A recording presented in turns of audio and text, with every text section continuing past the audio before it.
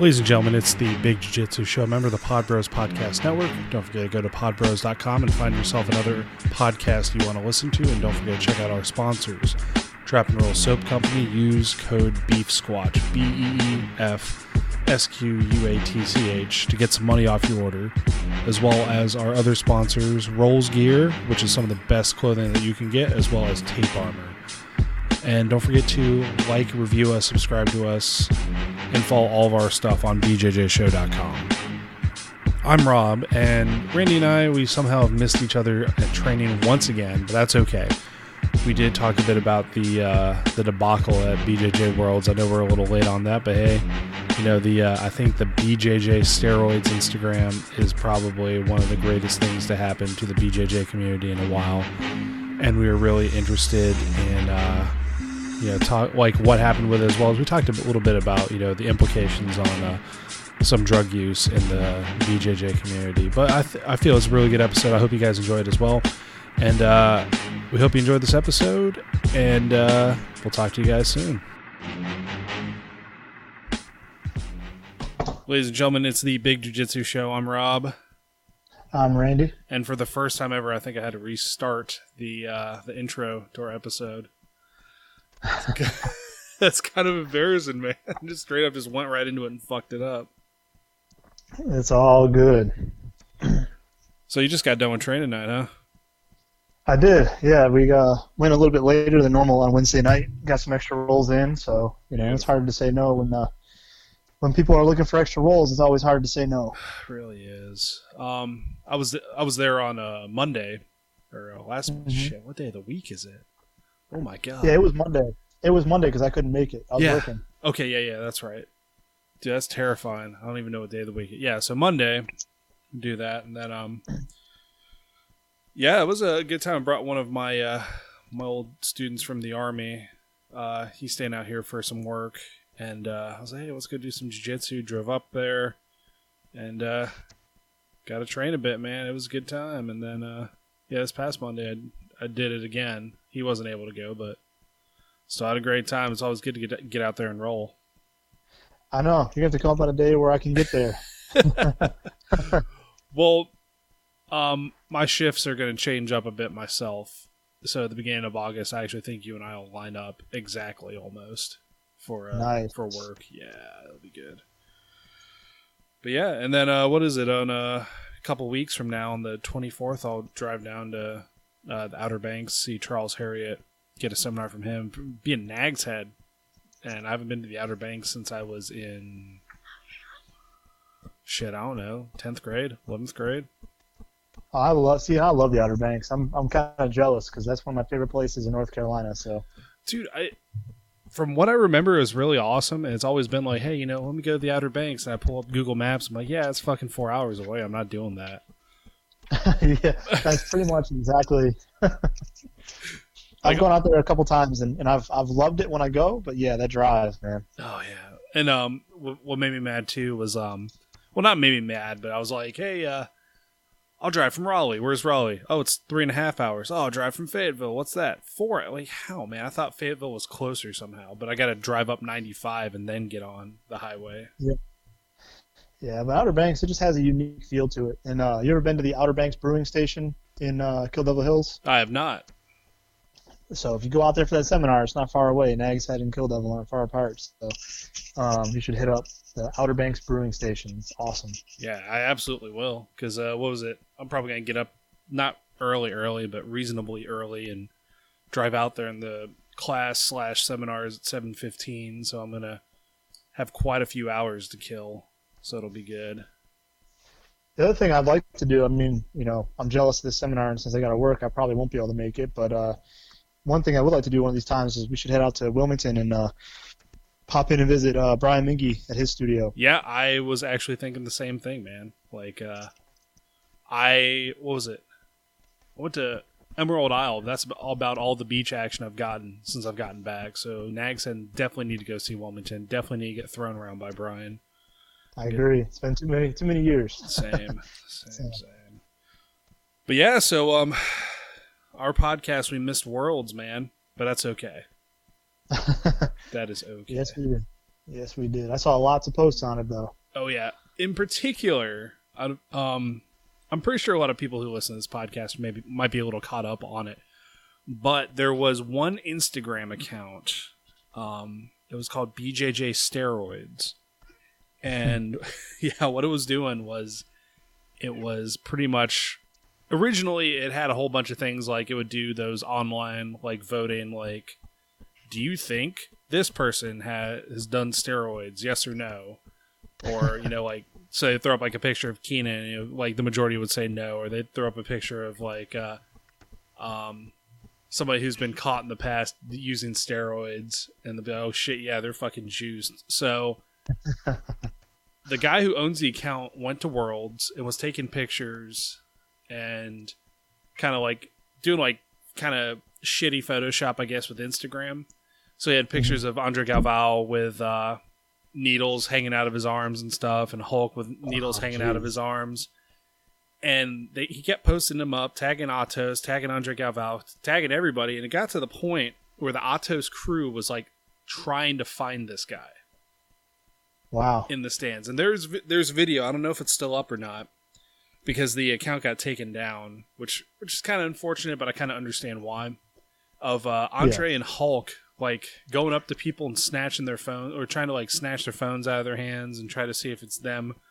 What was it? That's posted up on it. And then the guy actually like revealed his face later on. That actually might be one reason he took it down, now that I think about it. But yeah, that's ballsy. I mean, the jiu-jitsu community, let's be honest, I mean, yeah, we're based around peace for the most part. You got some classy people in jiu-jitsu because they spend so much of their time fighting, but you also have this other side, this other face of the jiu-jitsu community, particularly at that highest level of competition. They're just flat out nasty, man. Yeah. And you piss them off and they'll hunt you down. And there's been several instances of that exact situation. I don't know that I want Galvao hunting you down. So absolutely not. Yeah. Like an angry Andre Galvao just showing up at my house. Like I honestly probably have to like hide on the roof with a gun, and even then I don't know if I'm safe from up there. He might just start like ripping the house apart. Like, yeah, I would definitely transition from my jiu-jitsu to my gun fu very quickly. For sure. And then I've just become what I've hated. I don't need jiu-jitsu, I got a gun.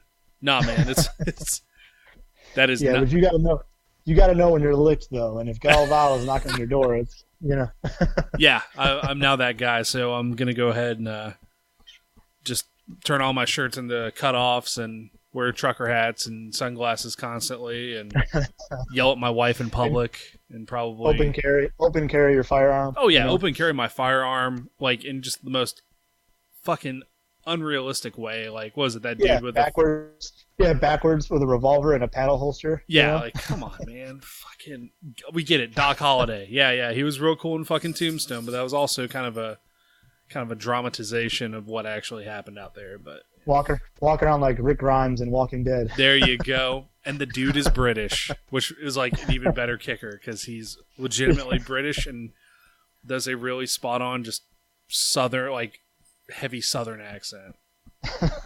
Jesus. Yeah.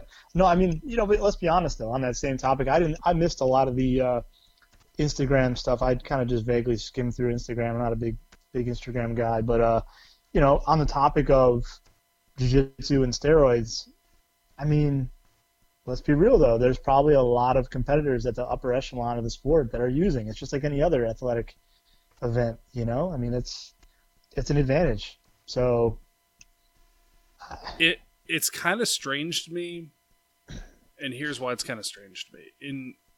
I think this is one of the martial arts where you can have like active competition, whatever, that does actually translate over to some other combat sports like, MMA. Mm-hmm. I don't know what the figures would be in judo, since judo does seem to like, translate over well, as does wrestling and everything else. But like, for whatever reason, our sport isn't very well regulated. I mean, yeah, there's USADA, but remember there was also like that whole somebody popped hot for was it like Gabby Garcia popped hot, and it was like a year and a half to 2 years after they tested her. Yeah, well, and that's been happening in the Olympic sports too, though. Like, why does... So aside... Yeah, go ahead. Yeah, I mean, yeah, aside from jiu-jitsu, that's been happening. I think it was in Olympic weightlifting, if I remember correctly. They had people that were popping a year later. And I want to say that there was a country that was stripped of a gold medal like 4 years after they won it. Yeah, but why are they taking this long? That's kind of I think because the technology behind the testing procedures have been updating. Yeah. And my thing is, I mean, I don't know. I'm not a doctor, but I would think the samples would only be good for so long. And then what's making them go back 4 years and redo it? You know? Yeah.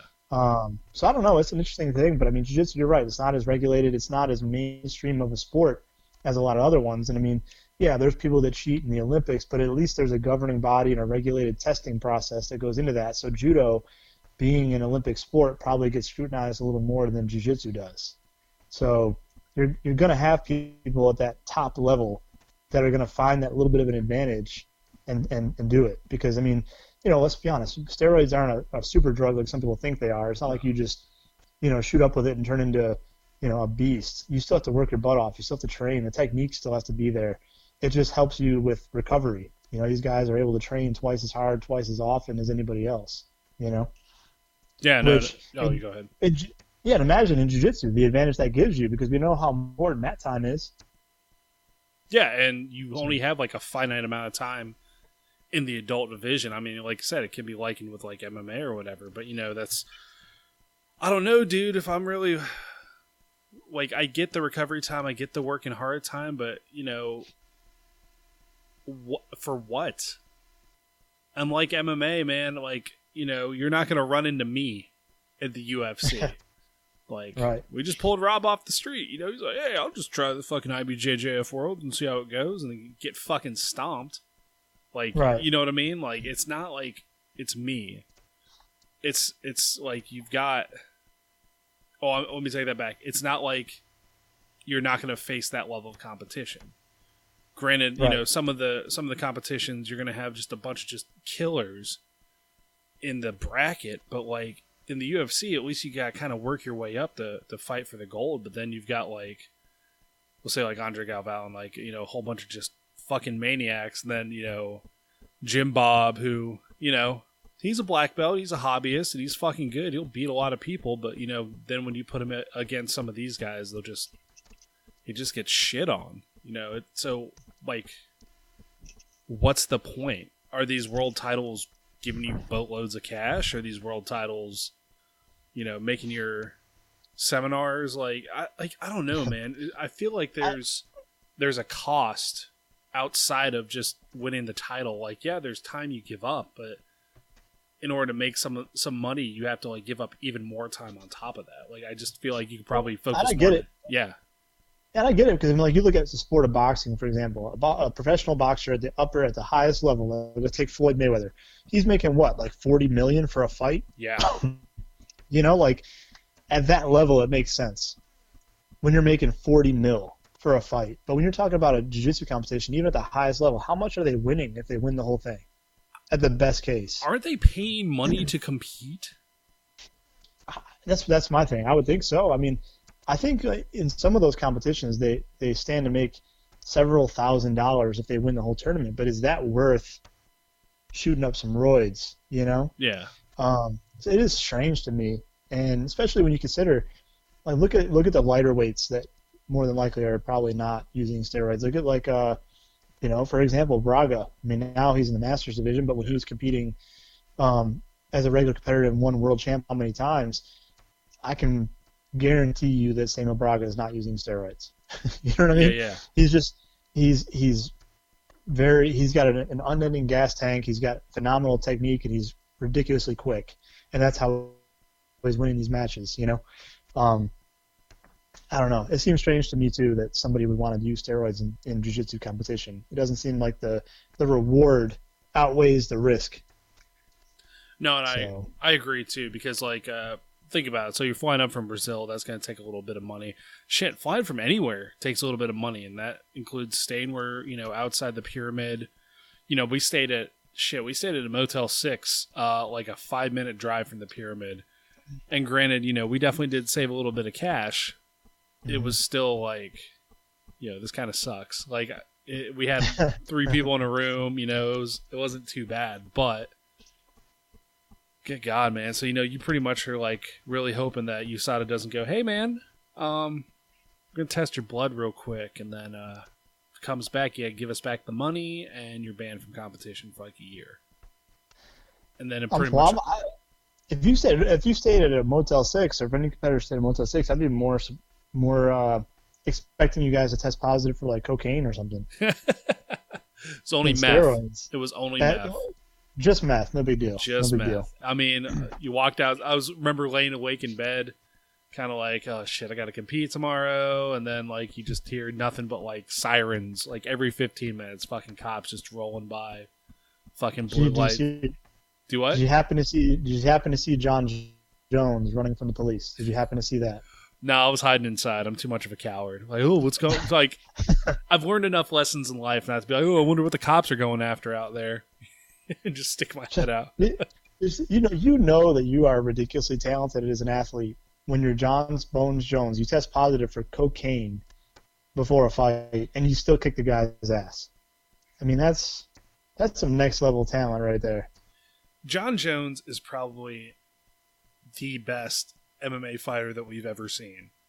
And what like kills me even more is that I don't think we have or ever will get to see the best John Jones ever. Could you imagine what he'd be like if he actually took care of himself and trained the way he's supposed to, and then went out there and fought at his prime? Could you imagine how devastating that would be? I would easily put money on him every time.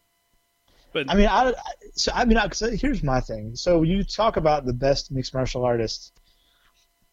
There's different ways to look at it. John Bones Jones has this natural given set of talents and athleticism that very few fighters, if any fighters, will ever have. Yeah. And the way they all come together. And then his technique is ridiculous. But it's because of the intangibles, I feel like, that he's so great. Not so much because of his work ethic or anything else. What I like to think of GSP as being the prototype mixed martial artist. In terms of, you got a guy that he came in with a particular skill set that he was great at. He was predominantly a very dominant karate / kickboxer. And then he developed a phenomenal skill set in wrestling, and then got his black belt in Jiujitsu. And, he's the epitome of what I think of in terms of a mixed martial artist. Yeah. Just so well-rounded. But no, John Jones is definitely, I think, it's like the movie Bronx Tale. Did you ever see that movie? Oh, absolutely. Great movie. The quote of that movie, the whole premise of that movie, wasted talent. Yeah. Wasted talent. That defines John Bones Jones, man, all day long. Wasted talent. And, like, I would probably like him a bit better, too, if he just fucking, like, picked... So here's what bugs me about John Jones. Here's what bugs me about a certain, I guess, demographic of people. If you take offense to it, you're probably in that demographic. So, I don't care. But John Jones, on one hand, will preach, I feel like this is what God wants me to do. I feel like this is, he has scripture quoted on him, and then he fucking, like, breaks pregnant ladies' arms while high as shit, like, running from the cops. You know what I mean? Like... Yeah. Oh, yeah. It's be one or the other, man. Like, I be real. That's all I ask for. And I know I've talked about it before, but I think that for me is like the biggest turn-off point for John Jones for me, besides the fact that like every major fight in the past 5-6 years, he's popped hot for something. Yeah. Well, yeah. I mean, and I agree with you. I think that you have a lot of people in today's society that lean on faith and think that that's what makes them a good person. It's actually the opposite. You're a good person and then you also have your faith. You know, Yeah.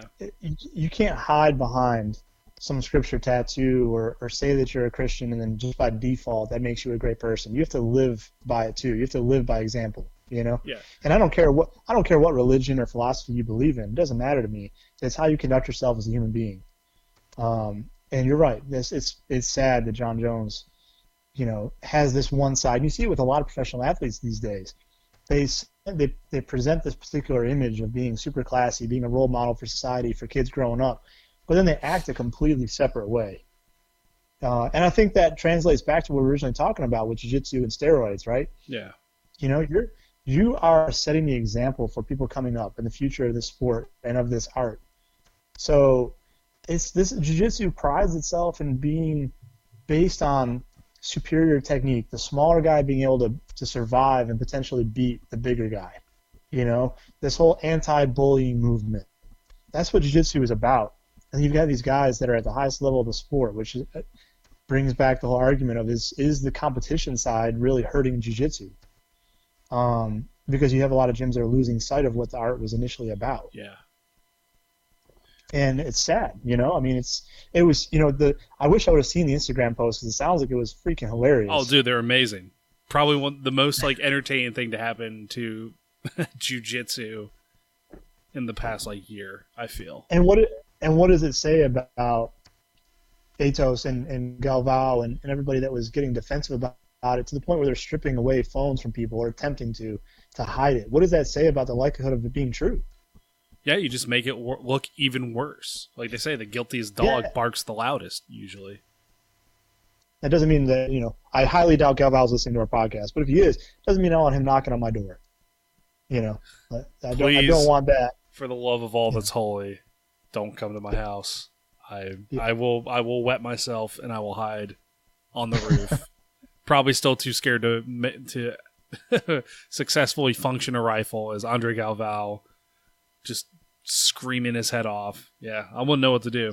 Please don't do it. I will revert to my operator status and go to a different skill set. I'm just putting it out there. I'll revert. I was not prepared for this. Dear Lord, don't just leave me be.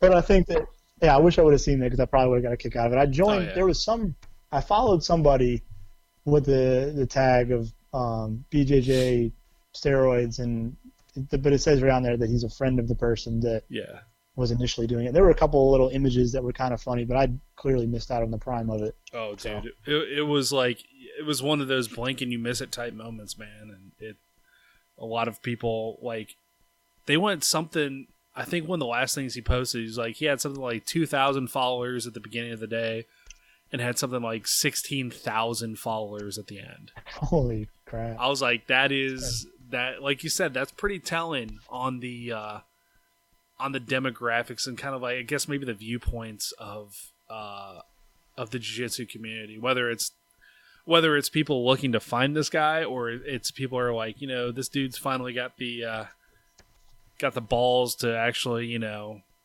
get out there and say something about it. It was kind of, I don't know, man. It's really hard to I guess process maybe, or I don't know. Go ahead. I just wish the community would conduct itself in a better fashion, especially that upper echelon of it. Yeah. I think the North Carolina scene sets a pretty good example of how it should be. Oh, I agree, 100%, man. You've got the Toro Cup. You've got guys competing in the Toro Cup and girls competing in the Toro Cup at the highest level that are phenomenal at what they do, and they're classy. They conduct themselves as professionals and role models. Everybody's shaking hands, high-fiving each other. This community is tight-knit. You can go to different gyms across the state, and you're going to be welcome with open arms. I mean, that's how it's supposed to be. We're all jiu-jitsuists at the end of the day. We're all trying to further the art and looking out for each other. And you know what? There's always going to be somebody better no matter how hard you train or what drugs you take. It is what it is. But it's about being better than yourself yesterday, So I really do love the community that we have in North Carolina and how things come together. And again, how that Toro Cup represents itself. So it's not this weekend, it's next weekend. Or it is this weekend, isn't it? I think, is it this weekend? Yeah, it's 15th, which sucks because I have to work on Saturday, and a buddy of mine, Will Marino, is going to be competing in it, and it's the first time I've seen him since I left Virginia, or it would be, but kind of sucks. I'll just have to go up to Virginia. I used to love when they would stream it. I don't know why they stopped. I would watch it at work when it was going on, because it seems like every year I know somebody competing in it. Yeah. And or not every year, but every time. I shouldn't say every year, but every single time that somebody competes in it, I know at least one up to two people. Andrew Bittner competes in it pretty much every time, it seems like lately, and he's, that guy, he's awesome. I miss rolling with him over at Gracie Raleigh. He was always a very humble but knowledgeable person, always willing to help you get better, and it's cool seeing him compete at that high level. But they stopped streaming it, so now I miss it because I work weekends. I've been weekends for 7 years, so I miss it every time. But no, I'm right there with you, man. It's because I was in Arizona, I'd watch it too, and it just is like you don't have it.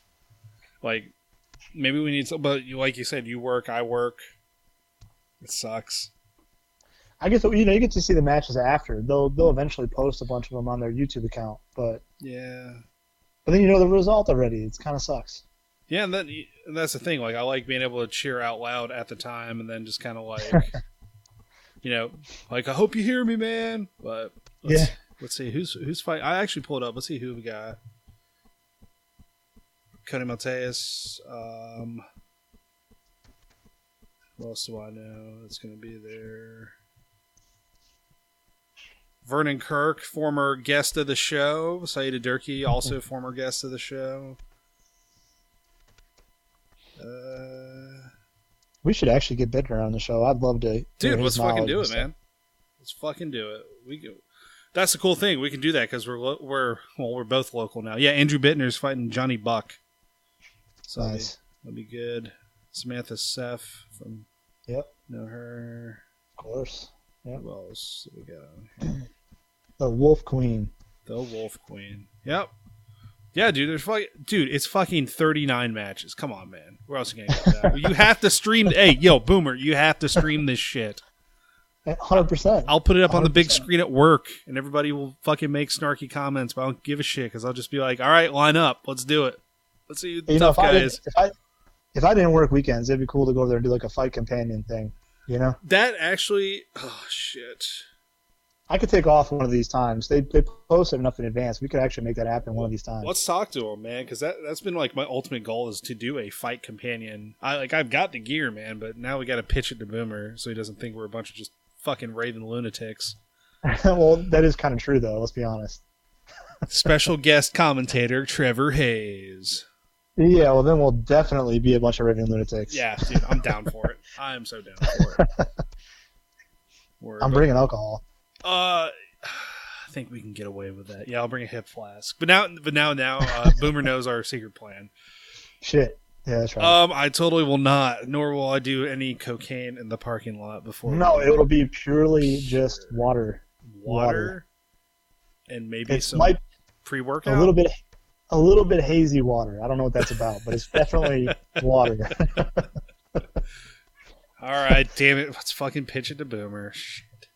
Just in case my employer is listening, it is totally water. Yeah, totally water. Yeah, totally. Same here. I totally don't get high and just crash fucking vehicles on at work. No problem. I'm definitely drinking a water that is flavored like Dogfish Head beer with a splash of coconut right now. Beer has water? It is. Dude, so I totally not BJJ related. Well, kind of, man. I usually drink a beer after training depending on how hard it is. 100%. Yes. I did just make 6 gallons of Weissbier, Bavarian Weissbier, and it's sitting not in my bathtub, but in a sanitary container, like fermenting right now.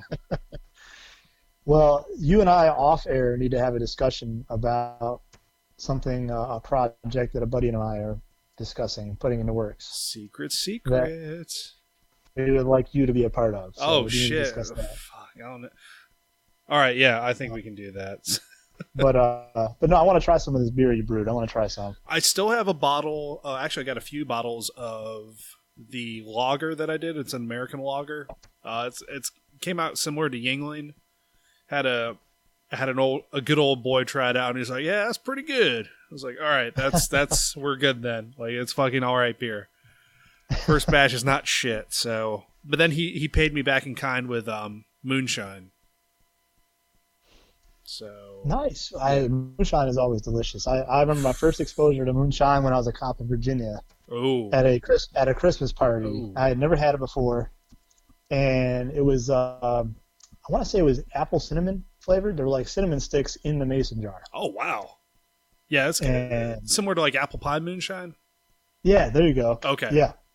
And so the first sip I took, I was like, ooh. And then I started taking bigger sips, and they literally pulled the jar away from me. They're like, you need to slow down on that. Yeah. And then there were these. So this is what ends up happening. To make a long story short, I had a few too many sips of the moonshine. After about 2 or 3 beers, there were some girls at this party that were all talking to each other in the living room, and I decided I was going to try to go and, put my Mac on, right? So I go into the living room, and I sit down, and I'm waiting. You know how that is. You're waiting for girls to stop their conversation, which, when is that ever going to happen? Yeah. And the next thing I know, I wake up, and the girls are gone. Everybody's gone, actually. The party's over. So that moonshine put the hurting on me. Always does. Never got my opportunity to interject in the conversation. I think I just passed out. I think, honestly, you might have been better off, man, because as a man who's tried to have conversations on moonshine, they never end well. But they probably sound good to you, though. It's like that scene in Beer Fest where he's, recounting what happened that previous night. He's like, thinks he's being Mr. Smooth and all the other shit, and it turns out he's just like a mumbling mess wearing a beer, like a box of a 24 pack on his head. That's a real party. That's a real party. So it is. All right, man. Well, let's call it at that. Jesus, I think we really let ourselves go on that one, but that's okay. Before we head out of here, is there anything you'd like to say to our loyal listeners? I'd like to say that, excessive celebrations are never a good thing. We snuck it in, yes. We got it. I wasn't going to let it go. Like, what was that fighter that didn't he dislocate his own shoulder celebrating in the UFC victory? Shit. Yeah, I remember that. No, wasn't he did a huge jump and tore his ACL? Did something. Yeah, he did some kind of. That's a prime example of an excessive celebration. That's a good example of that. So absolutely. I think you got to sort of put a note on that. I think you got to act like you've been there before. You win, act like you've been there before. Everybody wins. Everybody Trevor loses. Hayes. There you go. That's for Trevor Hayes. So we got it in there. We got you, Trevor. We discussed it. All right, yeah. I mean, I got nothing else, ladies and gentlemen. Thanks for listening. Don't forget to find all of our old episodes on bjjshow.com and support the show. Buy a patch, buy a t-shirt. Do something, man. Rate and review us. Subscribe to us. We're everywhere. I'm Rob. I'm Randy. We'll catch you guys next time.